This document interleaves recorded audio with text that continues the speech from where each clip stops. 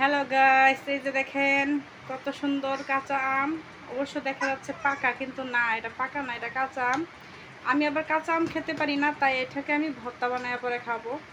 আর এটাকে আমি পলবো, ছিলে কইলা আমি এটাকে চিনি দিয়ে পরে খাবো।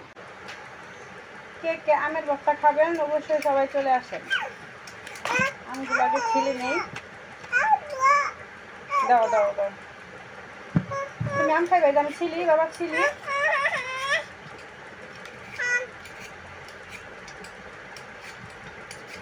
আমি এটাকে মেশিনের সাহায্যে কেটে ছুলে আবার মেশিনের সাহায্যে আমি পলে নিব। পলে চিনি দিয়ে পরে খাইলাম। আপনারা যদি খাইতে চান অবশ্যই চলে আসেন আমের ভর্তা খেলে। আসলে আমের সিজনে আমের ভর্তাটা অবশ্য ভালোই লাগে, বেশি গরমের ভিতরে।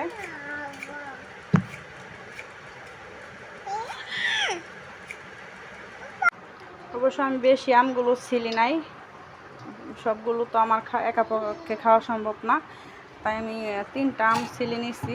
ওই যে দেখেন ছোট মেয়েটা কীভাবে হাতে নিয়ে খাইতেছে। এটা দিয়ে আমি আমগুলো এখন পলে ভর্তা বানাবো। আমগুলো মেশিনের সাহায্যে পলে নিলাম। এখন আমের ভিতরে দেব চিনি। আমি টক বেশি পছন্দ করি না, তারপরও এভাবে আম ভর্তাটা বানাইলে খাওয়া যায়। দিয়ে দিব লবণ। এখন আমি সবগুলো একসাথে মেখে নিব।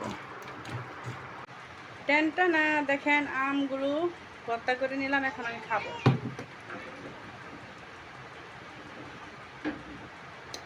সেই মজা, সেই স্বাদ।